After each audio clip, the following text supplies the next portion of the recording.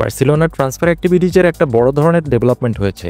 Social মিডিয়াতে ফ্যানদের একটা দাবি ছিল স্প্যানিশ জাতীয় দলের মতো লামিন ইয়ামাল আর নিকো উইলিয়ামসের জুটি যেন বার্সাতেও দেখা যায়। শুরুতে বিষয়টা ফিসফাস থাকলেও এখন দেখা যাচ্ছে বার্সাও উঠে পড়ে লেগেছে দুই বন্ধুকে এক করার জন্য। এটা কোনো গোপন বিষয় নয় যে বার্সা একজন নতুন লেফট উইঙ্গারকে সাইনি করতে আগ্রহী এবং লুইস দিয়াজকে তাদের হাই প্রায়োরিটি হিসেবে চিহ্নিত করেছে। তবে লুইস দিয়াজের জন্য লিভারপুল প্রায় 85 মিলিয়ন ইউরো চেয়ে বসায় বার্সা হয়তো এখন সেদিক থেকে আগ্রহ হারিয়ে ফেলেছে। তাই নিকো উইলিয়ামস ইস্যুটা সামনে এগিয়ে এসেছে। স্প্যানিশ গণমাধ্যম স্পোর্ট জানিয়েছে বার্সেলোনা অ্যাথলেটিক ক্লাবের উইঙ্গার নিকো উইলিয়ামসের এজেন্ট ফেলিক্স টাইনটার সাথে একটা মিটিং করেছে।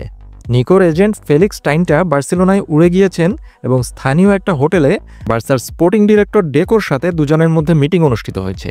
ধারণা করা হচ্ছে আগে চুপসে যাওয়া এই ট্রান্সফার ইস্যুটি নতুন করে চাঙ্গা করার জন্যই বোধহয় এই মিটিং। নিকো উইলিয়ামসের টেবিলে বেশ কয়েকটি লোভনীয় অফার রয়েছে ইতিমধ্যে। অন্যদিকে অ্যাথলেটিক ক্লাব নিকোর সাথে চুক্তি নবায়নের জন্য চাপ দিচ্ছে, কিন্তু নিকোর টিম এই সম্ভাব্য ট্রান্সফারের বিষয়ে বার্সেলোনার অবস্থান বোঝার জন্য চুক্তি নবায়ন প্রক্রিয়া থামিয়ে রেখেছে। 22 বছর বয়সী খেলোয়াড়ের দিকে তাকিয়ে আছে আর্সেনাল এবং বায়ার্ন মিউনিখের মতো বড় দুটি ক্লাবও। নিকো উইলিয়ামসকে পাবার জন্য তারা উভয়ই তার release clause 62 million euro activate করতেও প্রস্তুত এবং তাকে লোভনীয় অফার দিয়েছে। এরপরেও তাদের অফারগুলো এখন পর্যন্ত নিকো উইলিয়ামসকে স্পেন ছেড়ে বিদেশে পাড়ি দেবার মতো প্রলুব্ধ করতে পারেনি।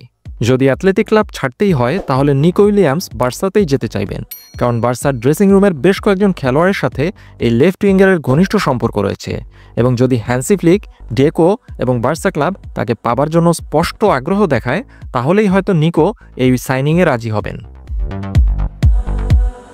যাই হোক, নিকো উইলিয়ামসের এজেন্ট ফেলিক্স টাইনটার সাথে বার্সার স্পোর্টিং ডিরেক্টর ডেকোর এই সাম্প্রতিক মিটিংয়ের পর দেখা যাক বার্সা কাকে লেফট উইঙ্গার হিসেবে বেছে নেয়, লুইস দিয়াজ, মার্কাস রাশফোর্ড নাকি নিকো উইলিয়ামস।